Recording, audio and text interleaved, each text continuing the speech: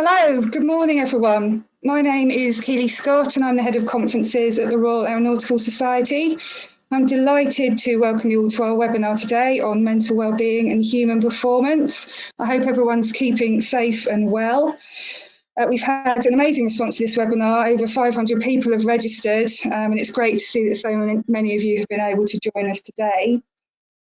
So today's webinar is covering the new EASA regulation and also wellbeing, stress coping and resilience. But we also hope it will give you an insight into our mental wellbeing conference, which was due to take place in May this year, but due to coronavirus has now been rescheduled to the 27th of April 2021. So that's a date for your diaries. Before we get started, just a few housekeeping points. So for those of you who aren't familiar with this webinar platform, you will see on the right-hand side of your screen a panel, and you can minimise or maximise that by clicking on that little orange arrow at the top. Audience members have been muted. This is just to allow ease of the audio throughout the presentations, but you can still submit questions to us, and you can submit them in the question box. So you'll see a little arrow and the word questions. If you click on there, a drop down will appear and you'll be able to write your questions in there and submit them. We just ask if your question is for a particular speaker, if you could put their name in there, that would be very helpful. We'll make sure we direct that to the correct person, and we'll try and answer as many of your questions as possible at the end. The webinar is being recorded and we'll be sending the link out to you, all being well, in the days following the webinar. So now I'd like to introduce our speakers for today. I'd like to welcome Marc Atherton, first of all. So Marc is a consultant psychologist and also a member of the Royal Aeronautical Society. He's worked across a wide range of areas encompassing psychological assessment, training systems design, personnel selection, culture change and stress management. Marc founded and chairs the Royal Aeronautical Society annual Mental Health and Wellbeing Conference, which I mentioned earlier, and he's also involved in the Society's Human Factors Specialist Group, looking at the concept of a wellbeing culture in civil aviation. Welcome, Marc. Thank you. I'd also like to introduce Dr. Joan Cahill. Joan is a research fellow and principal investigator at the Centre for Innovation in Human Systems at the School of Psychology, Trinity College in Dublin. Joan's research is at the nexus of people, information technology and process delivery, and focuses on technology-based supports and interventions in aviation, healthcare and transport. Joan's aviation research spans topics such as teamwork, performance management, work-related stress, and pilot health and well-being. Welcome, Joan. Thank you. And last but not least, I'd like to introduce Captain Paul Cullen. Paul has been an airline pilot for over 22 years and has accumulated over 14,000 hours of flying.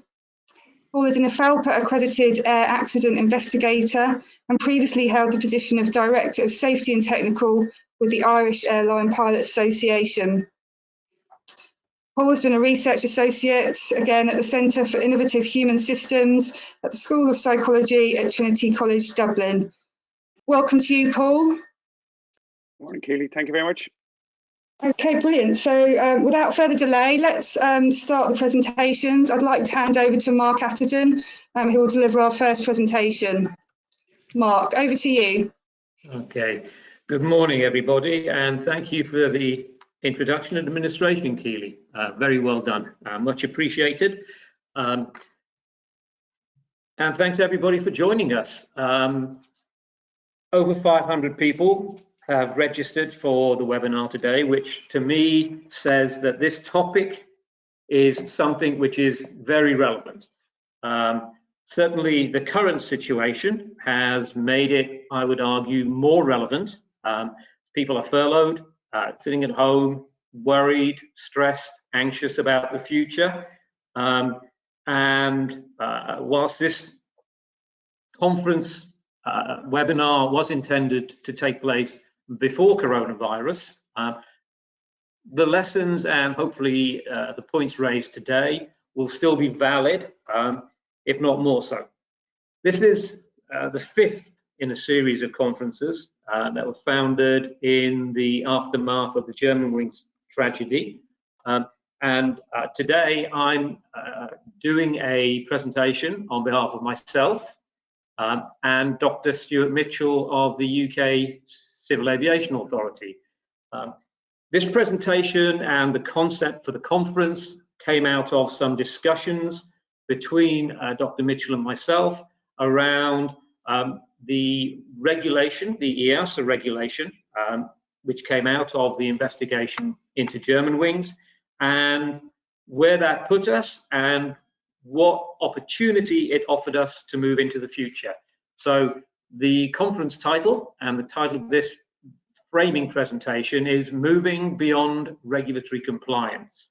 So without further ado, could I have the next slide, please, Keely?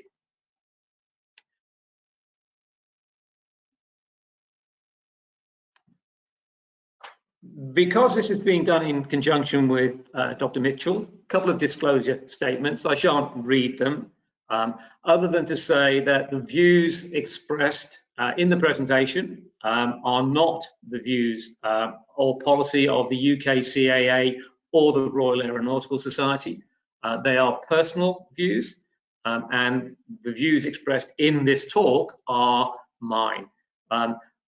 However, in order to make that clear, we have the disclosure statements if they are of any value. So thank you. Next slide, please, Keely.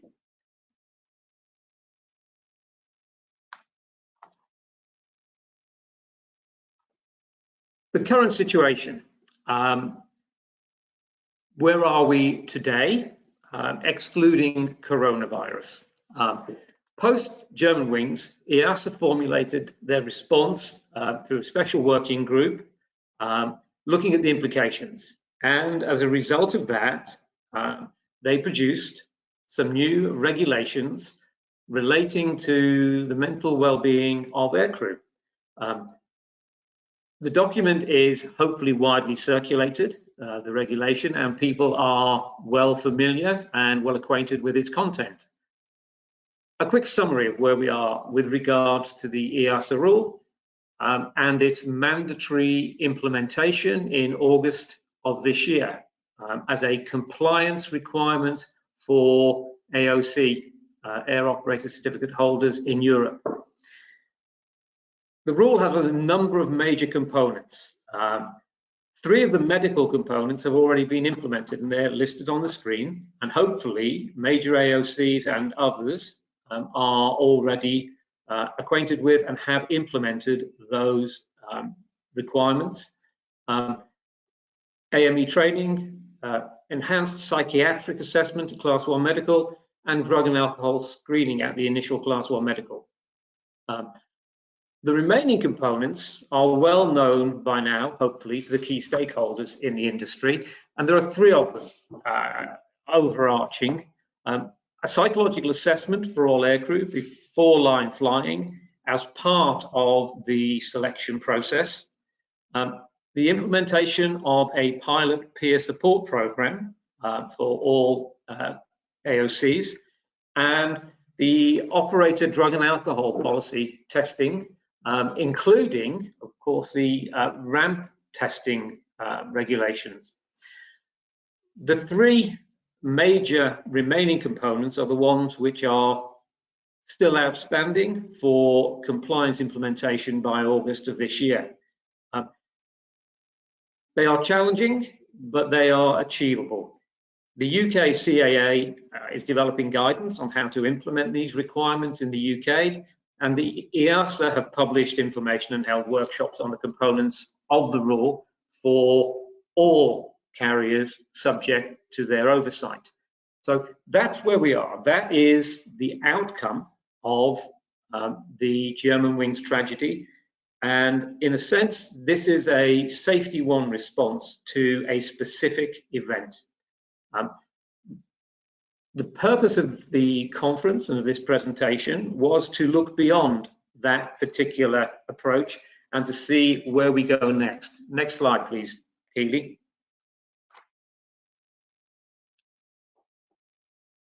In the wider context, what's come out of Germanwings and the subsequent investigations in the EASA rule is that as an industry, we are very good, in fact, excellent at monitoring and maintaining our aircraft and infrastructure using an evidence-based approach to safety and risk management.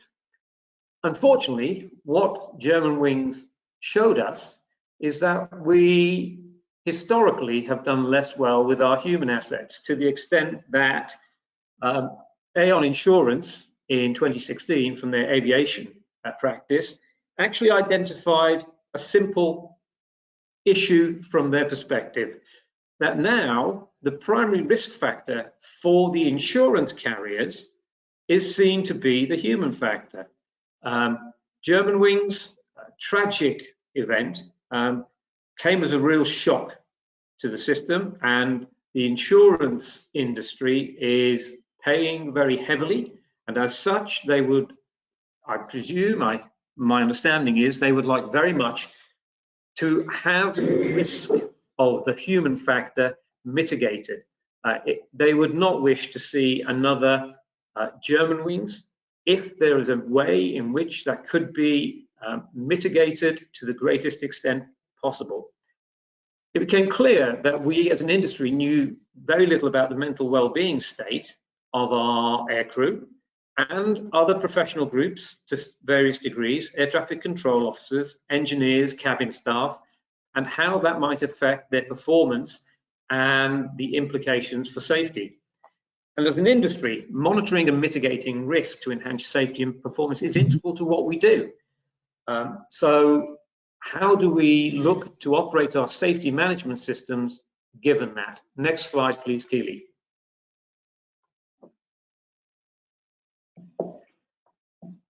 Mature safety management systems are driven by a safety analysis.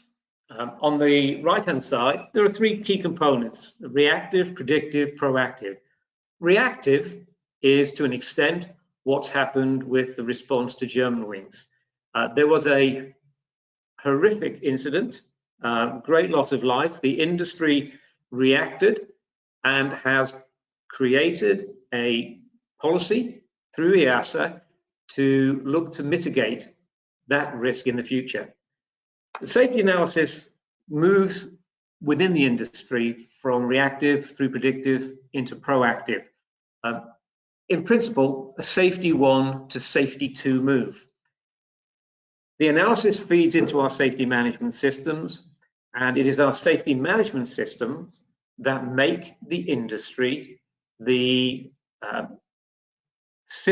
industry that it is in terms of maintaining a safe and efficient sector for both the stakeholders and for the traveling public.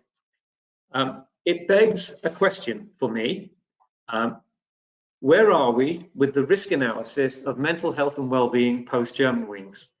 We understand the specifics of the André Lubitz situation and where there were failures in the monitoring and oversight of his mental health and well-being, which sadly led to the outcome that we're all too familiar with. Next question. Next slide, please, Keely.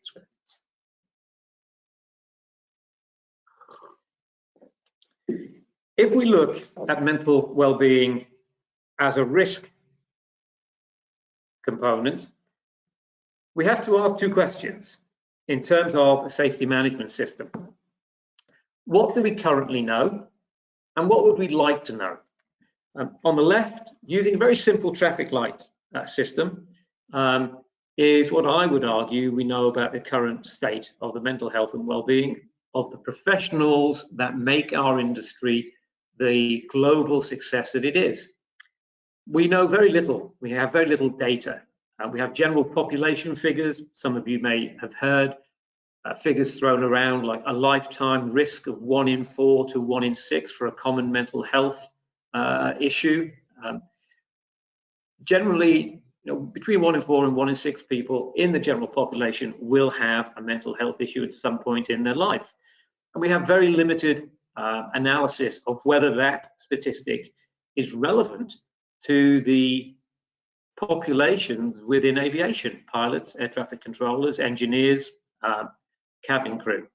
The monitoring of the mental health and well-being of our professionals is done on a very minimal basis currently, and the mitigation approaches tend to be reactive and limited. And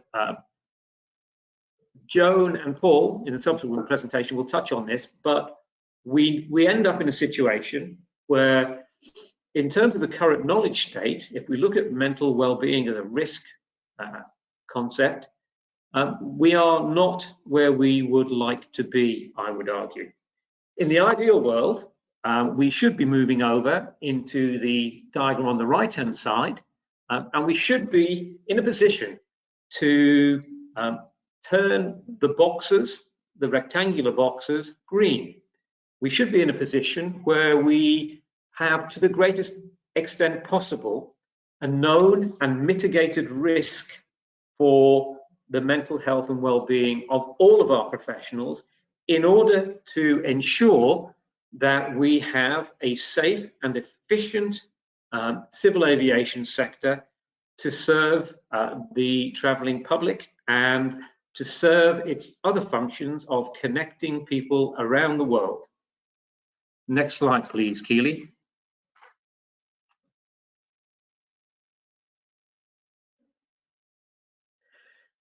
It's not all bad news, and I have to thank Dr. Mitchell of the CAA for this slide. There are already barriers to avoiding another German wings, and people are more aware of that particular risk. This particular diagram down the left-hand side shows factors which can feed into, particularly in this case, a pilot's mental health and well-being. However much pressure is brought to bear between that and an affected pilot operating a flight, there are a number of steps. The diagram shows 5. These are hurdles which pilots would need to bypass in order to be in the cockpit in a state which would be potentially detrimental to the safe operation of the aircraft. So we are aware of this. This is a very good system. It works well.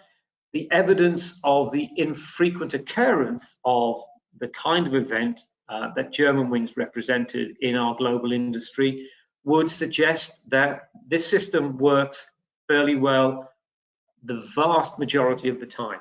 So it's not really what Nicholas Taleb calls the black swan events, the outliers, that are likely to be the major problem. They are so overt that one of those 5 stages will generally catch them. It's very much like Jim Reason's Swiss cheese model of risk. In order for somebody at the extreme end to go through all 5 of those is a very, very low probability occurrence. Next slide, please, Keely.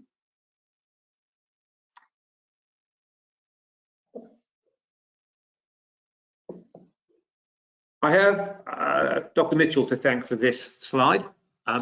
We look at the factors that affect or can affect an individual's mental health and well-being. They're not static. They change as you move through your life and your career. So we need to look at issues around where in your career are you? Being early in your career and having 2 young children at home while you're doing lots of international flights poses a significantly different stress than somebody later in their career where the children are grown, are at university, and you have been flying for 20 years. We need to look at where to target resources in your career, in the medical department, through your peers in the airline. Who is best suited to help support you and help give you information? And we need to look at interventions. We need to look at monitoring. How do we know an intervention needs to take place? We need to look at assessment. Understanding the situation allows us to tailor interventions We need to look at what tools, counselling, peer support programs can offer at different points. And we need to look, obviously, at how these relate to the aeromedical aspects of your licenses. Because at the end of the day, your license is signed off by an aeromedical examiner. So the focal point has to be the medical.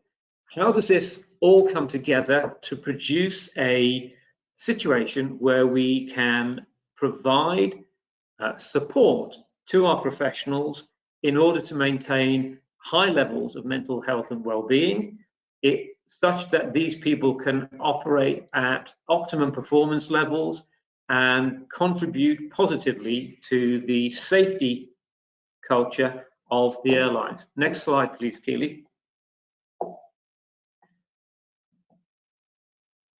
So if we look at that and say, who owns and manages the risk? This is a question. The answer is not yet clear, and this is something that hopefully we can, as an industry, begin to question.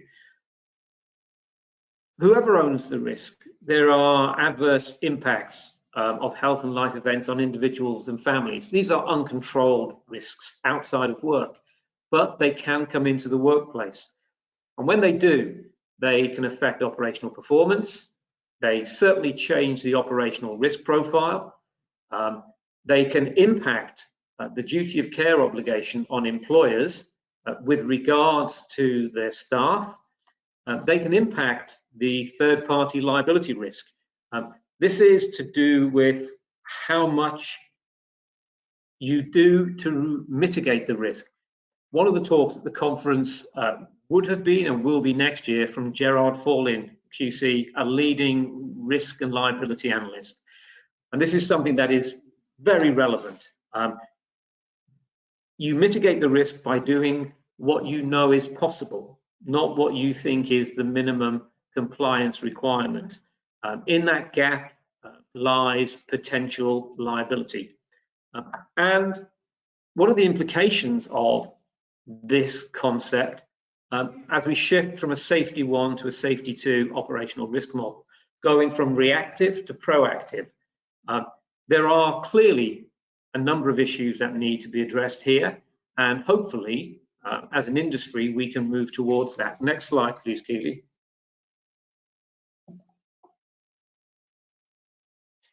So what could close the gap?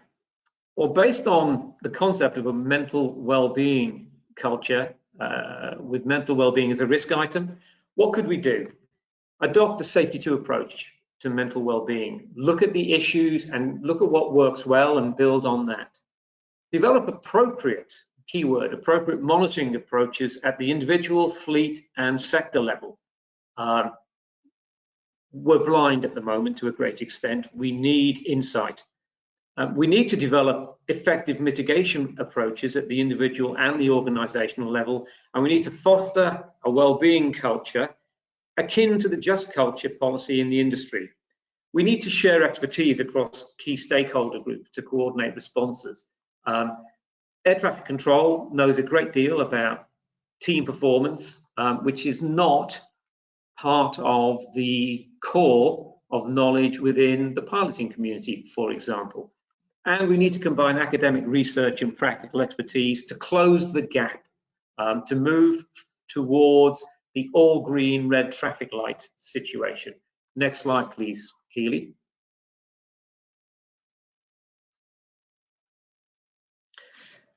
Is there any appetite for doing this? I would argue yes. The Flight Safety Foundation published a document about 10 days ago, and a quick note, Paul Cullen, Joan Cahill, and myself were all contributing authors to this document.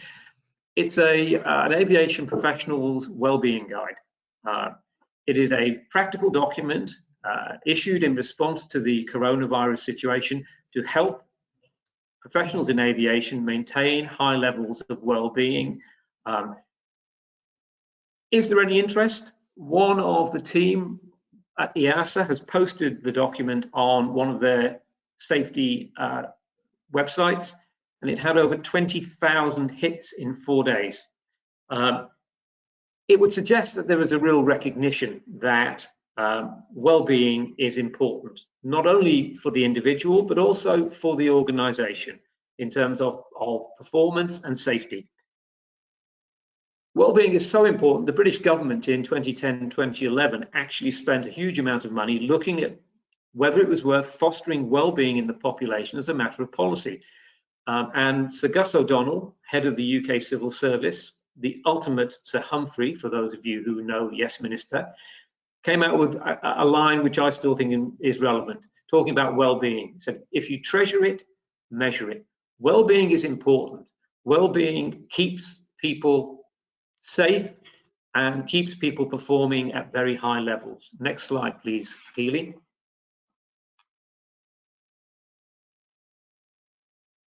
So summary, the EASA rule comes into force later this year, and we all in the industry have to comply with it. We have to have solutions to the psychological assessment, the peer support, and the drug and alcohol testing requirements.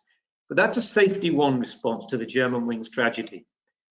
As the industry moves forward, and we're not quite sure where that will end up given the impact of coronavirus on the industry, the role of the professionals who make it up will become more critical to having a safe, high-performance sector. People will be under more pressure to perform at high levels for longer.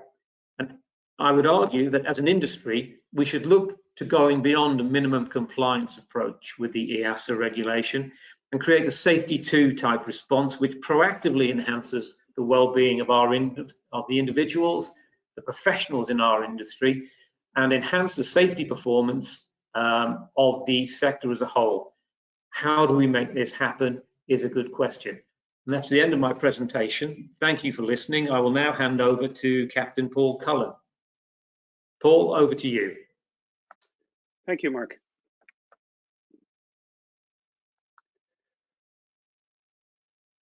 First of all, I'd like to thank the Royal Aeronautical Society for giving us the opportunity to speak this morning from myself and Joan and the rest of the team back in Dublin. We're also joined in Dublin by Dr. Keith Gaynor, Professor Simon Wilson, and Sohib Anwar. I'd also like to start with a disclosure statement, as did Mark did. What I'm going to talk about, some of it is our views. However, the vast majority of what I'm going to talk about today is not the views of our research team, but the views of over 1,000 airline pilots across the world with whom we engaged. We're not going to talk about what we think is going on. We're going to talk about what these 1,000 pilots across the world have told us is going on. Next slide, please, Keely.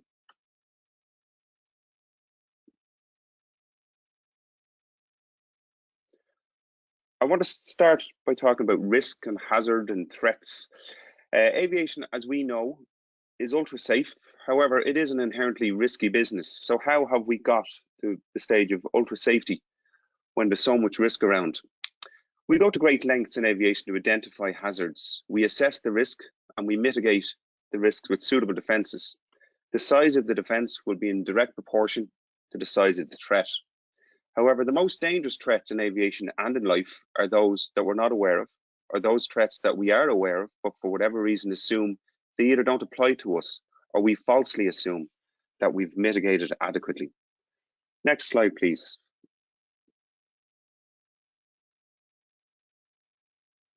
In aviation, we manage or mitigate risk by a combination of preventative and reactive risk management.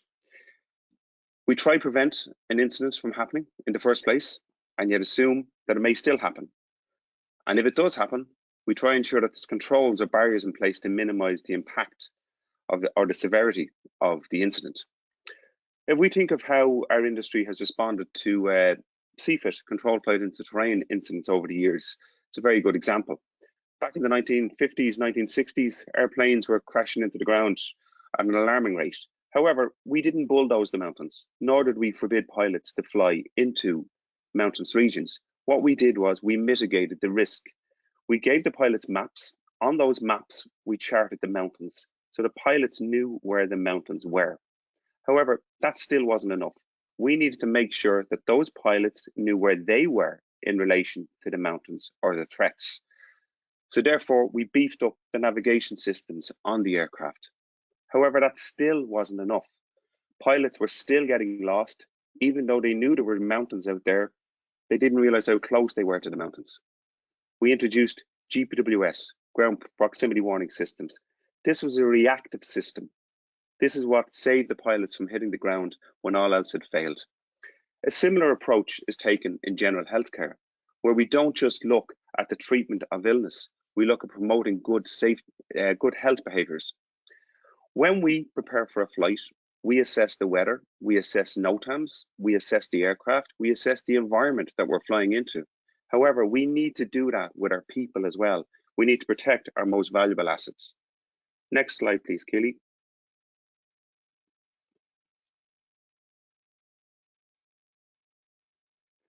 As part of the Lived Experience project, the research project that myself and Joan Cahill are involved in, we're trying to understand and measure the impact of work-related stress on pilot well-being, on the performance of pilots, and the ultimate impact on safety. We want to try and understand why is it that some pilots cope better than others when they're facing similar sources of stress. What is it that makes some pilots resilient while others are others are susceptible? And finally, we want to see how can we bring about change? What sort of solutions can we introduce for pilots and for the industry? Next slide, please, Keely.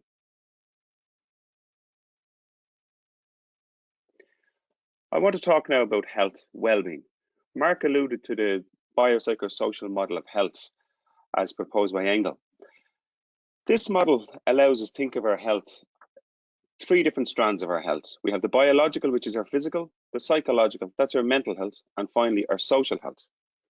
None of these aspects of our health exist independently. They're all interdependent on one another. Our physical health is influenced by our sleep, our exercise, our diet. Our mental health is influenced by our attitude to life, how we manage stress and how we cope, and our sense of meaning and purpose in life. And finally, our social health.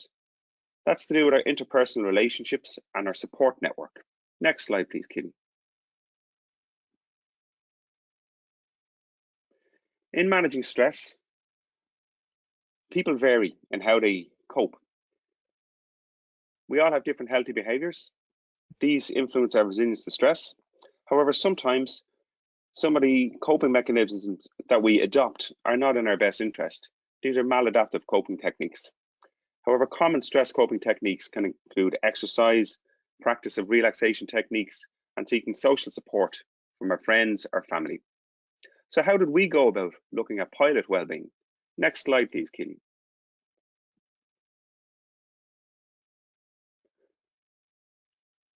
Since 2015, actually since before the Germanwings tragedy, we've been looking at this. We started with a series of semi-structured informal interviews with over 100 pilots. We followed this up with a series of workshops with 33 pilots partake in our workshops. And then we have interviewed and held workshops with industry stakeholders. The most recent part of our research involved an anonymous online health questionnaire that was filled out by over 1,000 pilots across the world. As you're probably aware, several studies have been done on pilots up until now. They've measured issues such as depression, anxiety, suicidal ideation, burnout, disengagement, and emotional exhaustion. We looked at all 6 of those health issues as well, and the results that we got were remarkably similar to what the other researchers got. However, we weren't only concerned in the levels of the stress. We were equally concerned in the levels of resilience. We wanted to understand why it was that almost as many pilots that were suffering with mild clinical depression were also doing fine with no depressive symptoms whatsoever. So we looked at these 2 groups and we got some very interesting insights into what it was that caused one group to be resilient while the other was susceptible. We think of this as well-being 1 versus well-being 2. Well-being 1, a little bit like safety 1, where you look at why things have gone wrong. In well-being 2 and safety 2, we look at why is it that things go right. Next slide, please, Keely.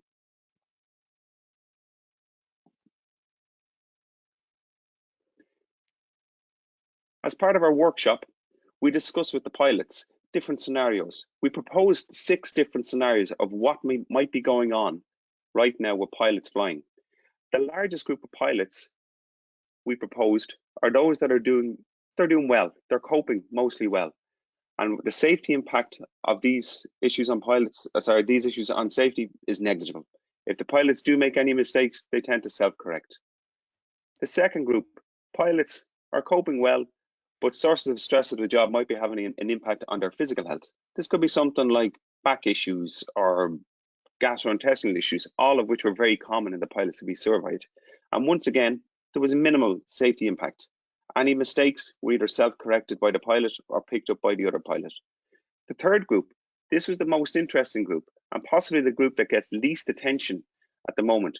These pilots are experiencing difficulties, but they're mostly coping well. However, they are making significant errors in their job, and for the most part, they've been picked up by the other pilot.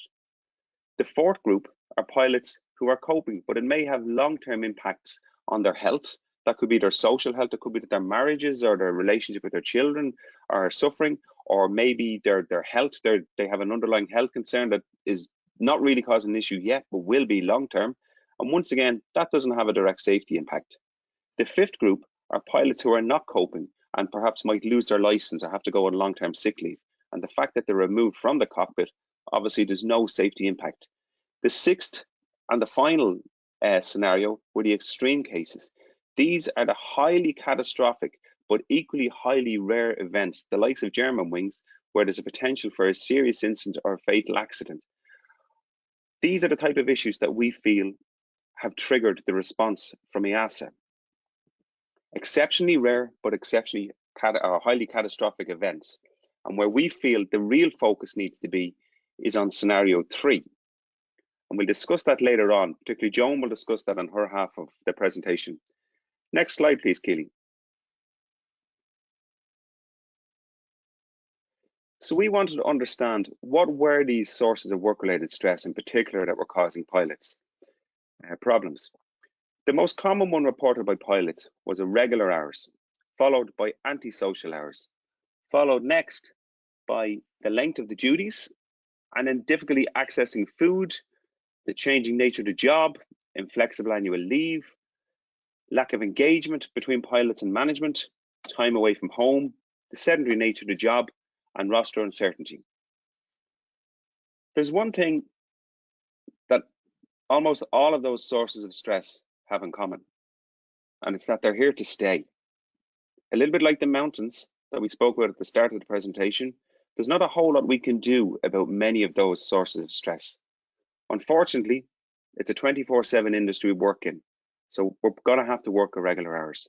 We're going to have to work antisocial hours. We're going to have to work long duties. And unless they put a canteen into the airplane, fresh food will continue to be an issue for pilots. We asked the pilots in our survey what well-being issues did they suffer from that they felt were either caused or exacerbated by their job.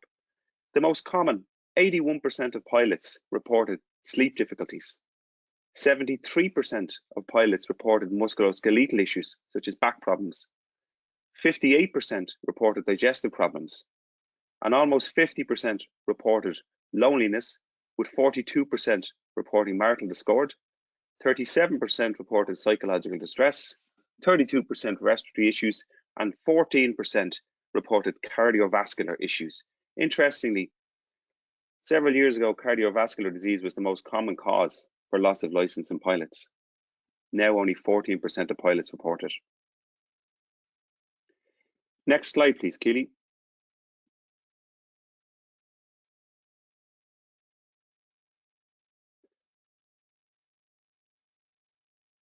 Next slide, please, Keely.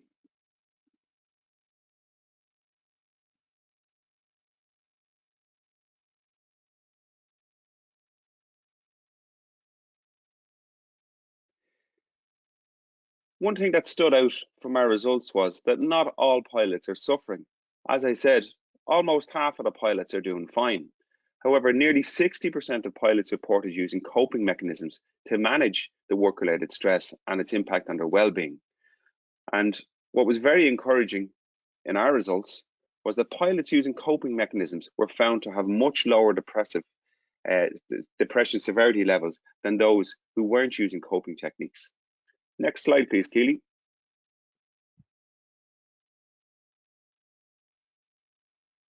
Of over 1,000 pilots surveyed, Those pilots with the lower depression severity scores were the ones who exercised regularly. They were the ones that had good sleep. They were the ones that had a good diet. They were also the ones who reported talking with family and friends and with colleagues. They talked about their stress. They deliberately took steps to relax, and many of them used professional supports. Next slide, please.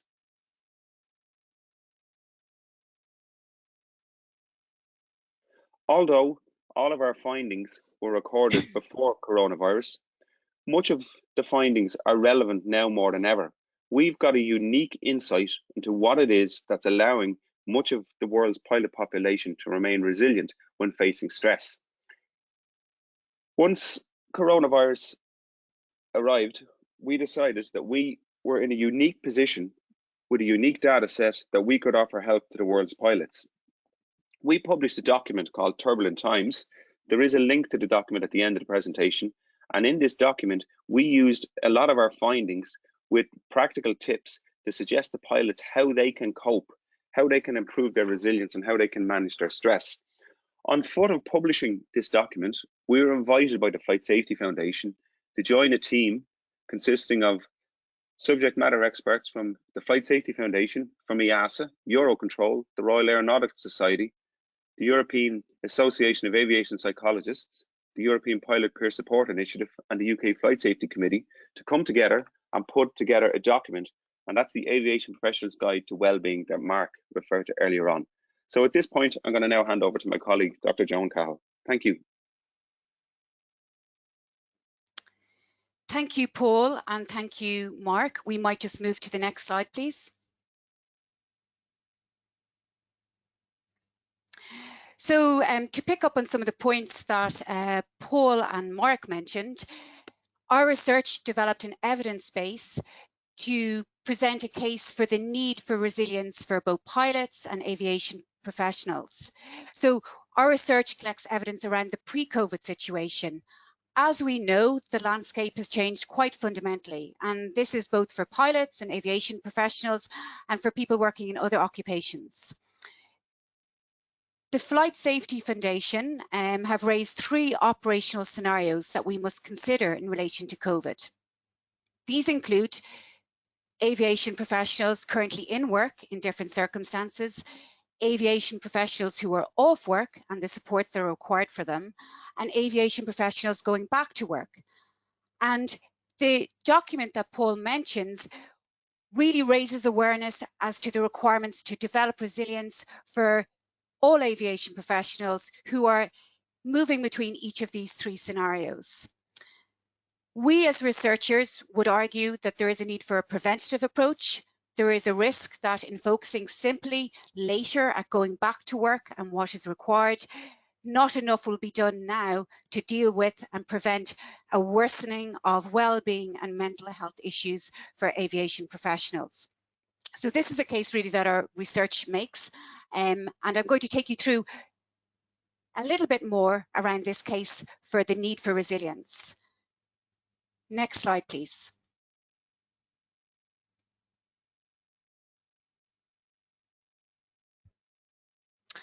So resilience, I think, is a term that we're becoming increasingly more aware of. It's defined as the demonstration of positive adaptation in the face of significant adversity. And really it is a process and a response as opposed to a trait or something that someone innately has. The Flight Safety Foundation have been redescribing, I suppose, resilience as a well-being journey.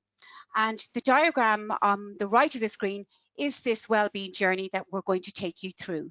Next slide, please.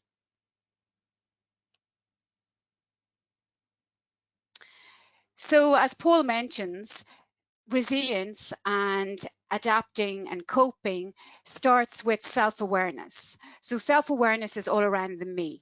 So we must understand that there is a need for resilience and also accept that this is something that we are proactively going to engage with. Following from this, we need to actually address our well-being. Paul has presented the biopsychosocial model. In terms of the document that we've worked at with the Flight Safety Foundation, this has been refigured in terms of the body, the mind, and the social. So these are the three pillars equivalent to the biopsychosocial. We know that we are relational beings, and our well-being impacts on the well-being of others. And also our well-being is affected by how we participate with others, how we get support from others, and indeed how we give support to others. So one of the things to understand, I suppose, is that we need to move from looking at our own well-being to moving to situating our well-being in a more broader social context. And this includes our family and friends, the community, and our work. Next slide, please. So what we would really like to encourage people is to engage in certain well-being behaviours. Now, in the document, there are 7 behaviours described. These very much link to the evidence base that we have established through our field research with pilots. If you actually go to the document, you will see particular tips as to managing these well-being behaviours. I should note that these behaviours happen in a social context. So in some sense, we may look at activities for ourselves and things that we enjoy and get purpose out of. But when we look at, say, physical exercise, stress management and diet, these are things that we can manage in the company of others. Next slide, please.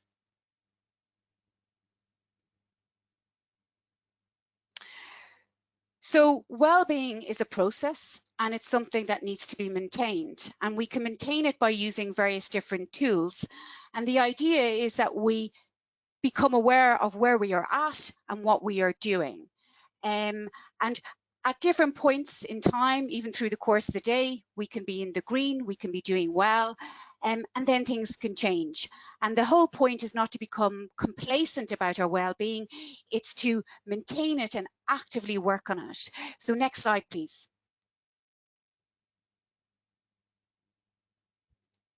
So let's just look at well-being in more detail. In the actual document, we pose 3 questions, and they're 3 interrelated questions. And I think if you were to look at them and look at those little sound clouds, you will see that these are like conversations we're having with our family, with our friends, with our work colleagues. So the first question is, how am I feeling? And this is about our moods and our emotional states. The second question, how am I coping? So this relates to, well, what am I doing? Not just how am I feeling, but what am I doing about this? And the third question is, what can I do for myself and for others, linking to that relational sense in which we exist in a world that includes both ourselves, our community, our family, our work colleagues. Next slide, please.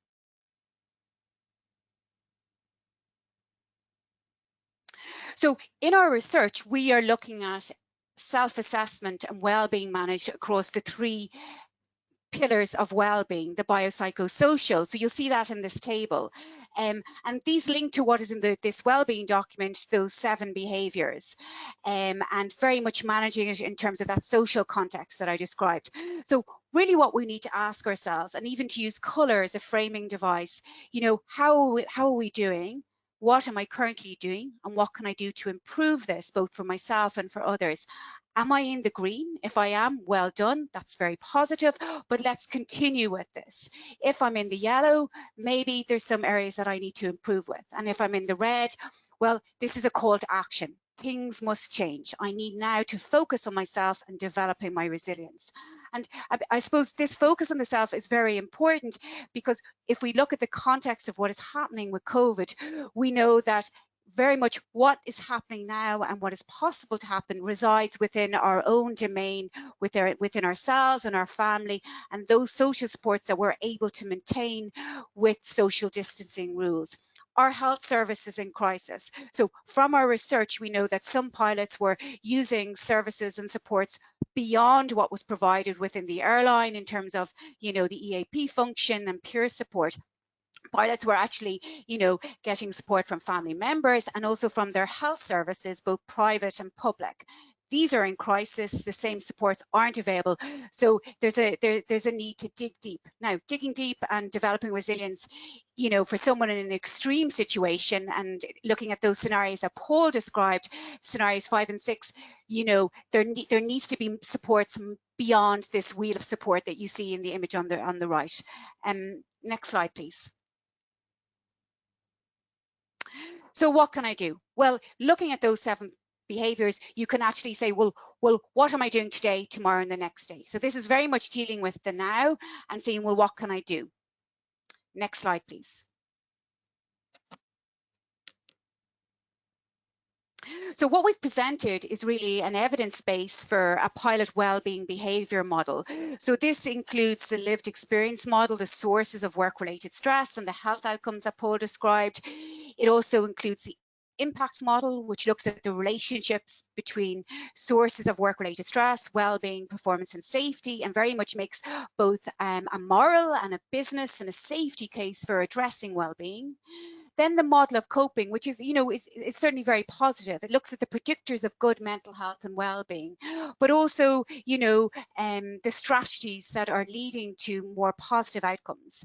And I just would emphasize around this model of coping that really we are actually looking at well-being in that holistic sense. So coping is not coping in terms of management of mental health issues, it's management of our health and well-being in that biopsychosocial context. So considering the relationship between our biological pillar, our diet, our sleep, physical exercise, our psychological pillar, our attitudes, our mood, our need or attitude to getting support, and our social pillar, whether we are actually obtaining supports and being supported and giving support within that social model.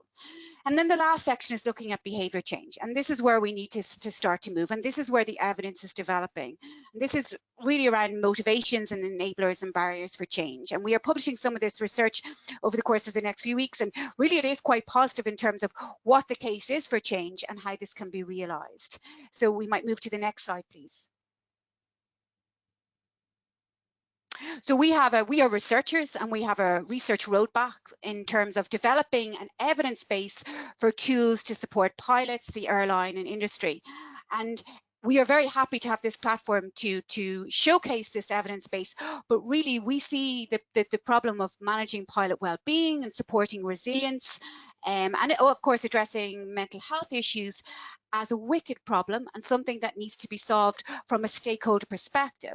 So equally, the tools need to link into those stakeholders. So we're looking at tools to support pilots, self-managing their health and well-being and promoting resilience while off duty, tools for pilots while on duty, which can include things like pre-flight checklists, which allow a pilot to risk assess themselves and contribute to the joint crew briefing, tools for employee assistance programs within the airline, developing an evidence base of how our pilot cohorts are currently doing, where the interventions need to go and for whom, all in a de-identified context, and we'll speak a little bit more about that later, tools for air medical examiners, and then, which is critical, is integrating well-being data within the safety management system and operational systems.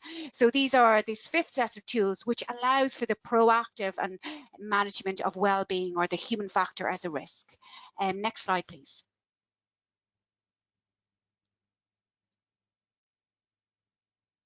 So this is just some exciting pictures around some solutions that we have. We are prototyping tools with pilots as part of a research project. And we know that many pilots are obviously have mobile phones, but they're also using some wearables like Garmin's, and there's a possibility to, collect data through these tools and share them over mobile phones, and for a pilot to self-manage their own health and well-being. Next slide, please.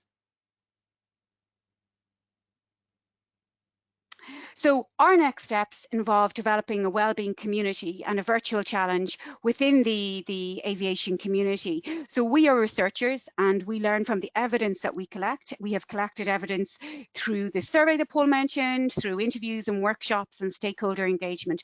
But another opportunity is to develop a user community, and where we work together in terms of collecting evidence and learning from each other. So this is in progress, and we are with the right permissions and in place in terms of managing this with the appropriate ethics. We hope to advertise the launch of this community in the future. And as part of this, we'll develop a wellbeing game, which will actually look at, well, how are you using these 7 different coping strategies and what's making a difference, and to learn from this so we can refine our understanding of coping and resilience. So this is in progress, and we will share further information about this in due course. Next slide, please. So there's lots to look forward to in terms of the conference in 2021. We will be presenting our latest research, and we hope to present an evidence base around, solutions to support positive well-being for pilots. So well-being in the sense of that holistic, those 3 pillars. And we want to progress our research with the well-being community and progress really the stakeholder engagement that is really, gathering momentum since COVID. And I suppose COVID there is obviously very challenging, but there has been some positives for pilots in terms of drawing attention to the need for proper supports in terms of resilience. Now, this is not to minimise the impact on pilots in terms of financial well-being and changes to contracts and financial instability, but that these issues are now on the table. They are being established as human factors issues. Next slide, please. So there's many resources, as Paul mentioned previously. There's a couple of documents there that you can look through.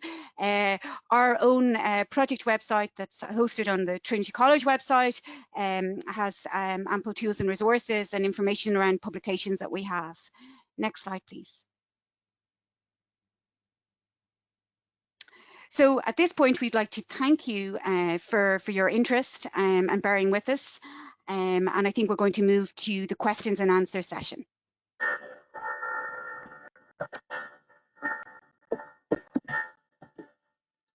Thank you, Joan. Thank you, Paul. Thank you, Mark. Really, really good, informative presentations there. We've got a few minutes left for questions. We might run over by a few minutes, so apologies to the audience, just because we've had so many good questions in. So first of all, let's get to some questions. So this is a question to Mark. It's from Tony Flint, and he says, could you give an example, please, of what you consider appropriate monitoring to be to achieve your green traffic light status? Okay, a good question. One of the key things that I would consider to be appropriate would be that the monitoring, what we call agency. So we can, in put in cockpit monitoring technology, not dissimilar to you could get in an expensive car, making sure you're not dropping asleep. That I would argue is too intrusive. We're dealing with professionals. Through the technology that Joan was describing, it's possible to give the individual professional a view of their status, their own well-being status, by monitoring and relying on professionalism to. Mark, you're dropping out. Have you got your webcam on? Okay, perhaps turn that off. Yeah, okay. Thank you. One of the monitoring approaches could well be to use the kind of technology that Joan just outlined, the smartphone technology, which is being used in other sectors and other industries to allow people to monitor their own status and to rely on their professionalism to alert the necessary authorities if they see that they are having a problem that they cannot manage with the resources they have to hand. My own approach would be to prefer that rather than some kind of top-down monitoring approach. Put the responsibility in the hands of the professionals, give them the monitoring tools and the support tools that they need, and rely on them to be able to take the responsibility to come forward when they need assistance. So that would be my preferred approach for doing this. Okay, thanks, Mark. And now we've got a question for all of you. So this is from Alan Bamford, and he's asked, at the moment we have a perfect storm of huge uncertainty and pressures on pilots and the likely use of sickness as a redundancy selection criteria. Just as pilots are starting to become more open about mental health, they're likely to reduce reporting again. How do we maintain a safe operation in these times? Be good to get your views on that. Okay. Joan, would you like to go first?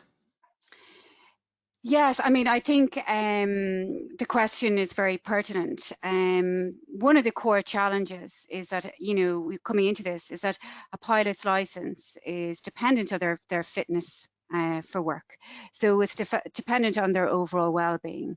And we know that pre-COVID there were challenges, and with COVID there is increased pressure on pilots. And we expect, and it is normal that there are, you know, some level of suffering. The question is, how severe is the suffering, and where is a pilot in terms of those scenarios? We really want to advocate for a preventative approach and to support pilots and to support disclosure. And I think this really, I mean, I think that just looking at professionalism probably isn't enough. The system needs to be set up to protect pilots, and in so doing to protect the travelling public and to protect other stakeholders. And there is both a moral and a business case for this. Doing this is not very straightforward, because at one point there's a paradox there. You want someone to put up their hand and say, I'm not doing well, and being open to being assessed and an honest and conversation about this. But the consequences of this may or may not go well if someone is in fact, you know, in a crisis mode. And even assessing what is normal right now is pretty difficult. And this will be difficult even for very expert trained aeromedical examiners, because the landscape has changed so profoundly. And some level, I mean, if you've lost your job, if you've a family, and you're socially isolated, you know, you aren't going to be doing so well.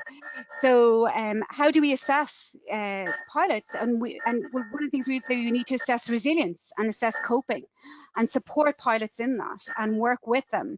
And this will require a change in mindset. So changing a safety management system is one thing, changing a mindset and a culture and a way of doing things, and changing the power dimensions and work contracts and rules which exist between pilots, you know, their airlines, and also the regulator, because the regulator indeed must be brought into this. Paul, any comments there yourself? Yeah, just to build on what Joan was saying there, a lot of what we talk about this morning is strategies that pilots themselves can use to take ownership of their own health. But unfortunately, culture eats strategy for breakfast, and culture comes from the top. And I think in the same way as we've worked as an industry over the last decade or so to implement and introduce just culture into aviation, we are going to have to introduce a well-being culture at some stage. And I think the regulators are going to have to step up to the plate and mandate that in the same way as they're mandating just culture. Because without a well-being culture there, it's limited in what pilots can do. Okay, thank you for that. Mark, we've got another question for you, which is from Paul Dickens. Is there likely to be a deferment from EASA to implementing psychological assessment? Well, thank you, Paul. Good question. I'm not in a position to speak to that. I mean, for those of you who don't know Paul, he's an aviation psychologist, clinical aviation psychologist. Deferment of psychological assessment is in the hands of the regulator. So, as far as I am aware, the current dates for compliance in August of 2020 are still excellent. So, we would have to speak to the Civil Aviation Authority and or EASA to find out if there is a deferment. At the moment, we cannot do that there is, so we need to work with the regulations as written.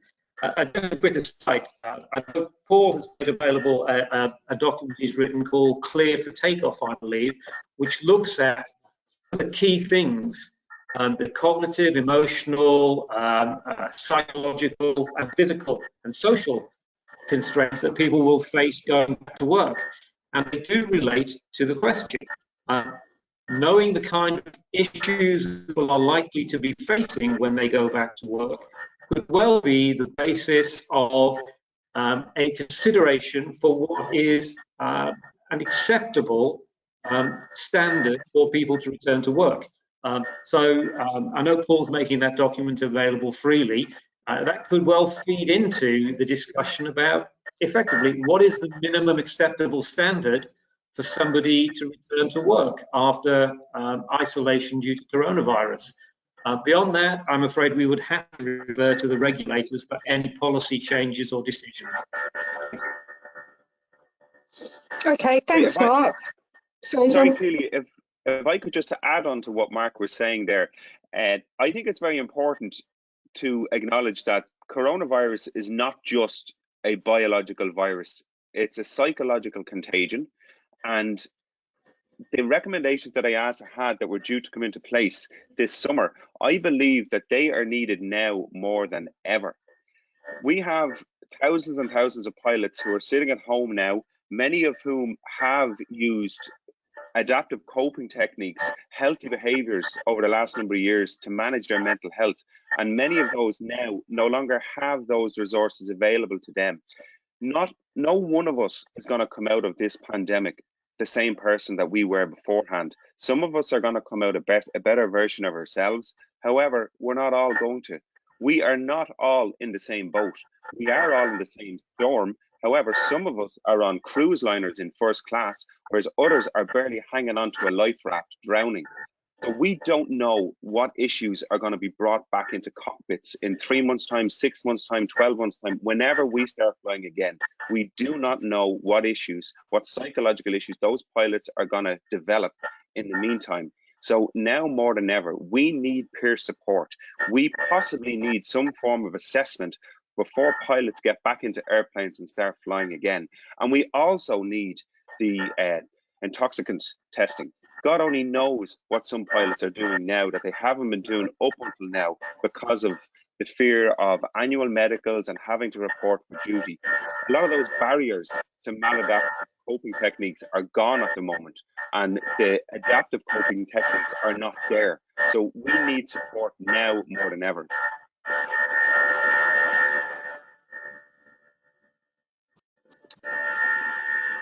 Okay, that's great, thank you. So we've run over by a few minutes, so apologies for that.